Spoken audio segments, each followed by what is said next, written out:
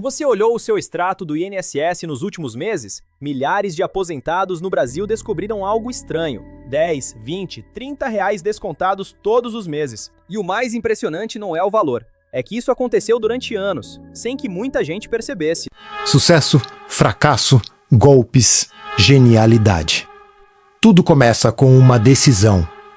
Anatomia do dinheiro. Os bastidores das maiores histórias financeiras. Oi, tudo bem? Eu sou o Jota. Neste terceiro episódio da série Anatomia do Dinheiro, abordaremos o que de fato houve no INSS e toda a engenharia financeira da fraude dos descontos associativos. Existe um tipo de fraude que não precisa invadir sistema nenhum. Ela não quebra senha, não derruba servidor, não precisa de hacker. Ela só precisa de uma coisa: uma brecha estrutural. Entre 2020 e 2024, milhões de aposentados e pensionistas tiveram descontos mensais em seus benefícios destinados a associações. Quando a Controladoria Geral da União entrevistou beneficiários em todos os estados do país, o resultado foi impactante. 97,6% disseram não ter autorizado aqueles descontos. Pense nisso. Quase todos os entrevistados disseram: "Eu não autorizei". Isso não é erro isolado, isso é padrão. E quando existe padrão, existe estrutura. Hoje nós não vamos discutir política, nós vamos discutir engenharia financeira. Antes de entender a fraude, precisamos entender o palco. O INSS paga mais de 37 milhões de benefícios todos os meses. Isso significa que a folha previdenciária brasileira é um dos maiores fluxos financeiros recorrentes do país, todo mês, sem falhar, em escala nacional. Pense nisso como uma usina hidrelétrica financeira. Todo mês, a água passa. Todo mês, a energia é gerada. Agora imagine que alguém consiga abrir uma pequena válvula lateral nessa usina. Não precisa romper a barragem, não precisa explodir nada. Basta criar um desvio pequeno, contínuo. E quando você tem um fluxo gigantesco, qualquer pequeno desvio vira enorme no acumulado. Essa é a primeira lição estrutural. Quanto maior o fluxo de dinheiro, maior o risco potencial se o controle falhar. Empresas privadas sabem disso. Por isso, grandes bancos têm departamentos inteiros de compliance e inteligência antifraude. Porque onde circula muito dinheiro, circula muito incentivo, com potencial corrupção. O desconto associativo é normatizado. Se você quiser se associar, pode autorizar o desconto direto do benefício. O modelo funciona assim: a associação firma acordo, envia a lista de CPFs, o sistema insere o desconto, o valor é abatido automaticamente e o dinheiro é transferido. Até aqui, nada ilegal. Agora vem a pergunta central: como essa autorização era validada? Segundo a CGU e o TCU, a validação dependia de documentação enviada pelas próprias entidades. Aqui nasce o risco moral. Quem envia a lista tem incentivo a ampliar sua base. Quem processa não valida individualmente. Quem paga confia. Isso cria assimetria de informação. E assimetria é terreno fértil para fraude. Imagine um condomínio com 10 mil moradores. O síndico recebe o dinheiro de todos os moradores. Uma associação chega e diz: esses moradores autorizaram desconto de R$ 35 reais. Se o síndico não confirma individualmente, o desconto entra. Se ninguém percebe, continua. E aqui entra um detalhe técnico que muda o jogo: previsibilidade do recebimento. Quando o desconto é feito em folha, ele não depende de você pagar. Ele não depende de boleto vencer. Ele não depende de alguém lembrar. Ele acontece porque o fluxo já está garantido. Em finanças, isso é o sonho de qualquer receita: recorrência com baixa inadimplência. Só que nesse caso, o produto não é um serviço, é um desconto não reconhecido.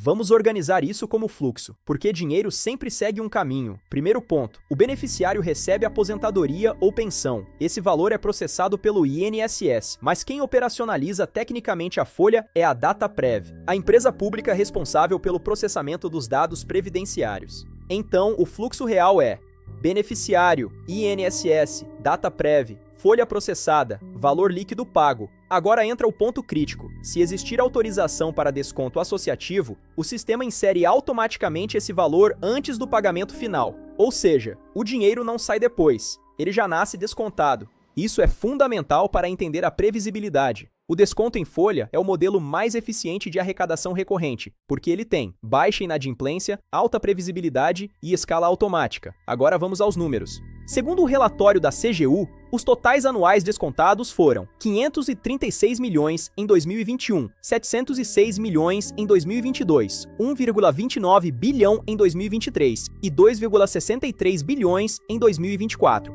Repare na curva, de meio bilhão para mais de 2 bilhões e meio em poucos anos. Isso não é crescimento linear, é crescimento exponencial. Agora vamos olhar para onde parte desse fluxo foi direcionado. Na ação cautelar da AGU, aparecem valores por entidade, Ambec, APEM, Unaspub e outras. Somadas, essas cifras superam 2,5 bilhões reais no período analisado nas medidas judiciais. Agora volta para o quadro. Quando poucas entidades concentram centenas de milhões em fluxo automático, você tem concentração de risco. E concentração de risco, em finanças, exige controle reforçado. Se um parceiro comercial de banco cresce 100% ao ano, ele entra em auditoria. Aqui, o crescimento foi avassalador. Agora, muita gente pergunta, e a CONTAG? A CONTAG, Confederação Nacional dos Trabalhadores na Agricultura, é uma entidade sindical tradicional, com convênios antigos de desconto em folha para contribuições associativas de trabalhadores rurais. Ela não aparece na mesma condição das associações que tiveram pedido de bloqueio cautelar bilionário na operação sem desconto. Isso é importante separar, porque uma coisa é desconto associativo histórico com base sindical. Outra coisa é crescimento acelerado, concentrado e com indícios de autorização irregular. No nosso foco estrutural, o que chama a atenção não é o nome isolado, é o padrão de crescimento e a fragilidade na validação. A pergunta técnica não é quem fez. A pergunta técnica é: o sistema tinha gatilho de anomalia? Tinha trava automática? Tinha confirmação ativa com beneficiário? Porque quando o fluxo é garantido e o crescimento é acelerado, o risco deixa de ser eventual, ele vira estrutural. Isso não é só sobre o INSS, é sobre qualquer sistema de débito automático. Cartão, assinatura, seguro. Se você não monitora o ponto de inserção do desconto, você não controla o fluxo. E quem controla o fluxo controla o resultado. Em 2023, aumentam as denúncias de aposentados relatando descontos não reconhecidos. Defensorias públicas passam a registrar padrão repetitivo. Quando você começa a ter padrão repetitivo, já não é evento isolado, é modelo operacional. Em 2024, a CGU realiza entrevistas presenciais em todos os estados. Resultado divulgado oficialmente: 97,6% não reconheceram a autorização. Paralelamente, o TCU aponta fragilidades nos mecanismos de controle. Em 2024 e 2025, a Polícia Federal instaura a investigação. A AGU solicita bloqueio judicial de aproximadamente R$ 2,8 bilhões em bens de entidades investigadas. O governo inicia devolução administrativa bilionária. Observe o padrão. O crescimento vem primeiro, a detecção vem depois, a reação vem por último. Essa é a sequência clássica de governança reativa. Vamos aprofundar a matemática. Suponha que 1,5 milhão de pessoas tenham desconto médio de R$ 40. Isso gera 60 milhões por mês. Em um ano, 720 milhões. Em 4 anos, mais de 2,8 bilhões de reais. Fraudes estruturais funcionam como assinatura. Pequeno valor, base ampla, recorrência automática. É como se você criasse um imposto paralelo invisível. R$ 30 parece irrelevante, mas para quem recebe salário mínimo, isso pode representar muito mais de que apenas números. Repare na eficiência, permanência.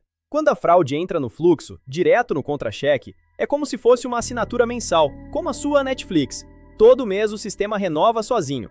É o mesmo princípio de uma torneira. Grande parte do público do INSS é composta por idosos. Muitos não utilizam aplicativo, confiam no extrato impresso. Existe o chamado custo de contestação. Se o valor é pequeno, o esforço parece maior que o valor perdido. E há também o custo emocional, medo, insegurança e receio de erro.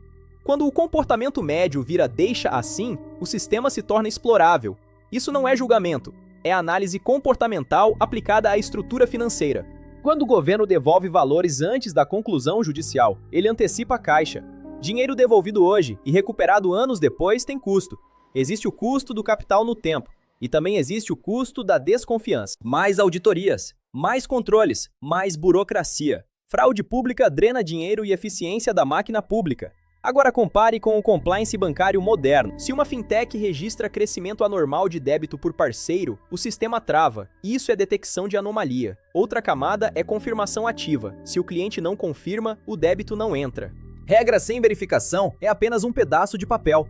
Fluxo de dinheiro bilionário. Agora presta atenção no que esse caso realmente ensina. Não é só desconto indevido. Isso é o sintoma. O que importa é a estrutura que permitiu o sintoma existir em escala. Esta fraude tem um desenho financeiro específico. Primeiro, ela usa receita recorrente, baixa inadimplência e fluxo previsível. Segundo, ela explora o ponto de inserção do fluxo.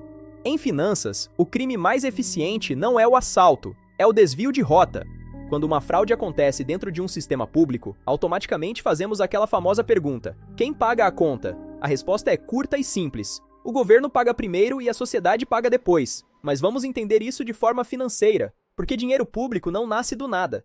Quando um desconto é considerado irregular, o sistema precisa devolver o dinheiro ao beneficiário. Ou seja, o aposentado foi descontado, o dinheiro foi para a associação. Mas quem faz a devolução imediata? O Estado. Na prática, o governo antecipa o ressarcimento, depois tenta recuperar o valor com processos judiciais, bloqueio de bens, responsabilização das entidades, mas isso pode levar anos. Enquanto isso, o dinheiro já saiu do caixa público. O INSS é parte do orçamento federal. Se o sistema precisa devolver bilhões, isso pressiona o caixa da Previdência, o orçamento da União e o déficit público. Em termos simples, se sai mais dinheiro do sistema, alguém precisa repor. E esse alguém é o orçamento federal. Além do governo, outro pagador é o próprio contribuinte. O governo não tem dinheiro próprio.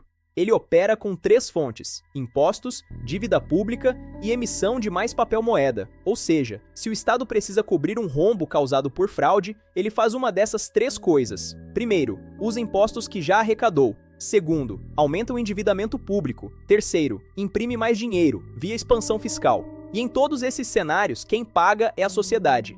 Existe ainda um custo invisível que quase ninguém calcula. Fraudes como essa geram 3 despesas adicionais: investigação, CGU, Polícia Federal, AGU, tribunais, judicialização, processos, perícias, bloqueios de bens.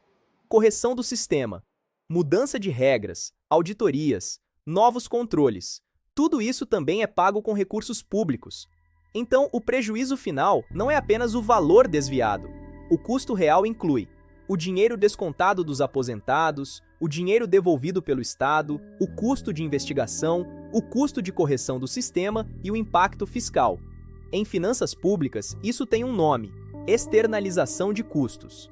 O lucro fica privado, o prejuízo vira público. Veja como isso se aplica em nosso triângulo financeiro. Esse caso mostra uma falha clara nos 3 pilares do sistema. Estrutura. O sistema permitia autorização frágil para descontos. Quando a estrutura é fraca, o fluxo vira oportunidade. Comportamento.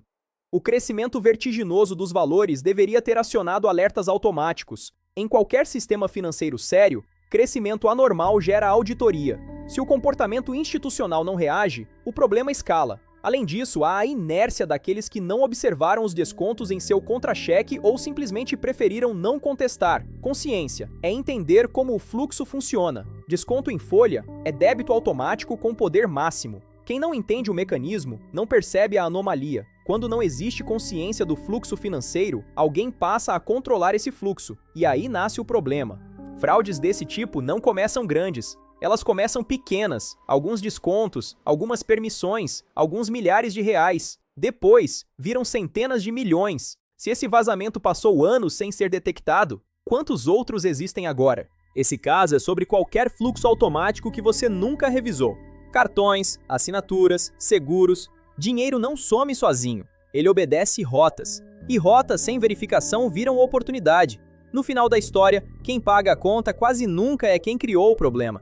É quem financia o sistema. Ou seja, todos nós. Independência financeira não começa no bolso, começa na mente. Nunca reaja antes de se fazer essa pergunta: eu tenho um plano definido para isso? Ou estou no piloto automático? Educação financeira não muda números, muda decisões. Até o próximo episódio. Bem-vindos a J Finanças. Curta, compartilhe para que este conteúdo chegue a mais pessoas. Inscreva-se no canal para não perder nenhuma dica. J Finanças, educação financeira sem enrolação.